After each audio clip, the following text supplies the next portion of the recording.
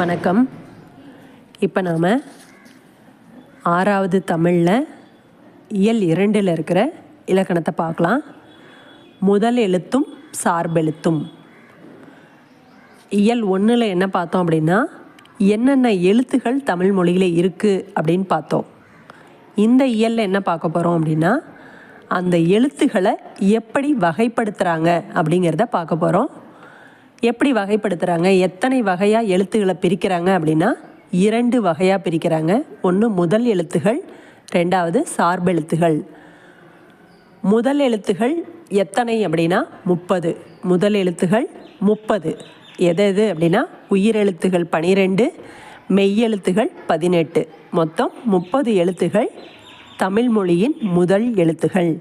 ஏன் அதை முதல் எழுத்துன்னு சொல்கிறோம் அப்படின்னா, பிற எழுத்துகள் தோன்றுவதற்கும் இயங்குவதற்கும் முதற் காரணமாக இருக்கிறதுனால அதுக்கு பேர் முதல் எழுத்து. நாம் 247 எழுத்தில் முதல் எழுத்துன்னு எடுத்துக்கிறது 30 எழுத்து தான் எடுத்துக்கிறோம். அந்த மீதி இருக்கிற உயிர்மெய், ஆயுதம் அதெல்லாம் சார்பெழுத்துகளில் வந்துடும். உயிரெழுத்தையும் மெய்யெழுத்தையும் சார்ந்து இருக்கிறதுனால அதெல்லாம் சார்பெழுத்துகள். சரி, சார்பெழுத்துகள் அந்த உயிர்மெய்யும் ஆயுதமும் மட்டும்தானா அப்படின்னா இல்லை. சார்பெழுத்துகள் 10 வகைப்படும். எது அப்படின்னா உயிர்மெய், ஆயுதம், உயிரளபெடை, ஒற்றளபெடை, குற்றிய லிகரம், குற்றிய லுகரம், ஐகார குர்க்கம், ஔகார குர்க்கம், மகர குர்க்கம், ஆயுத குர்க்கம் அப்படின்னு 10 வகைப்படும். இதில் எப்படி கேள்வி கேட்கலாம் அப்படின்னா, முதல் எழுத்துகள் மொத்தம் எத்தனை அப்படின்னு கேட்கலாம். 30 எழுத்துகள் அப்படின்னு நம்ம பதில் சொல்லணும். எழுத்துக்களை எத்தனை வகையாக பிரிக்கிறாங்க அப்படின்னா 2 வகையாக பிரிக்கிறாங்க. ஒன்று முதல் எழுத்துகள், இன்னொன்று சார்பெழுத்துகள்.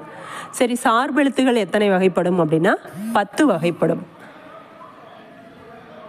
அதில் சார்பெழுத்துகளில் குறுக்கம் மட்டும் எத்தனை இருக்குது அப்படின்னா 4 குறுக்கங்கள் இருக்குது. ஐகார குறுக்கம், ஔகார குறுக்கம், மகர குறுக்கம், ஆயுத குறுக்கம். இப்போ இந்த இயலில் உயிர்மெய்யையும் ஆயுதத்தை பற்றியும் மேலும் கொஞ்சம் தகவல் சொல்லியிருக்காங்க. என்ன அப்படின்னு பார்க்கலாம். உயிரெழுத்தும் மெய்யெழுத்தும் சேர்ந்து தோன்றது தான் உயிர்மெய் எழுத்து அப்படின்னு சொல்லியிருக்காங்க. இதனுடைய ஒளி வடிவம், சொல்கிற சத்தம் எதை ஒத்து வரும் அப்படின்னா உயிரெழுத்தை ஒத்து வரும். உயிர்மெய் எழுத்தின் ஒளி வடிவம் மெய்யும் உயிரும் சேர்ந்ததாக இருக்கும். ரெண்டும் சேர்ந்ததாக இருக்கும் சொல்கிறது. ஆனால் வரி வடிவம் மெய்யெழுத்தை ஒத்திருக்கும்.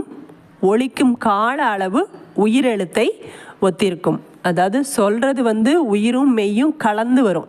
இக்க, அந்த இக்கும் தெரியுது, ஆவும் தெரியுது. அந்த காவை சொல்லும் போது நாம் அப்படி தான் சொல்லணும். க, கா, 2 எழுத்துகளும் நாம் அந்த சொல்கிற போது தெரியணும். சொல்கிறது ஒளி வடிவம் அப்படி இருக்கும்.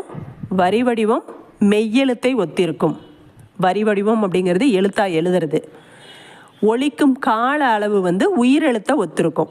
அது கூட சேர்ந்த உயிரெழுத்தை பொறுத்து அதுக்கு எத்தனை மாத்திரை அப்படிங்கிறது முடிவாகும். அடுத்தது ஆயுத எழுத்து. 3 புள்ளிகளை உடைய தனித்த வடிவம் பெற்றது. இதுக்கு 4 பேர் இருக்குது. முப்புள்ளி, முப்பார்புள்ளி, தனிநிலை, அகேனம் அப்படிங்கிற 4 பேர் இருக்குது. ஒருவேளை இதை சாய்ஸில் கொடுத்து இதில் எது ஆயுத எழுத்தை குறிக்காத பேர் அப்படின்னு கேட்கலாம். அகேனம், தனிநிலை, முப்பார்புள்ளி, வேற ஒரு வார்த்தையை கொடுத்து இதில் எது ஆயுத எழுத்தை குறிக்காத பேர் அப்படின்னு கூட கேட்கலாம். அடுத்து இது எப்படி வரும் அப்படின்னா, கண்டிப்பாக தனித்து இயங்காது. தனித்த எழுத்தாக இது வரவே வராது. தனக்கு முன்னாடி, அந்த ஆயுத எழுத்துக்கு முன்னாடி கண்டிப்பாக குறில் எழுத்து தான் வரணும். இதுக்கு அடுத்து கண்டிப்பாக ஒரு வல்லின உயிர்மெய் எழுத்து. வல்லினம்னா எதுன்னு பார்த்துருக்குறோம், அந்த கசட தபர இருக்கு இல்லையா, அந்த வல்லின உயிர்மெய் எழுத்து அதுதான் வரணும். இது நடுவில் மட்டும்தான் வரும் அப்படிங்கிறது தான் இதோட ரூல்ஸு. அவ்வளோதான் இந்த இயல்ல இருக்குது. நன்றி.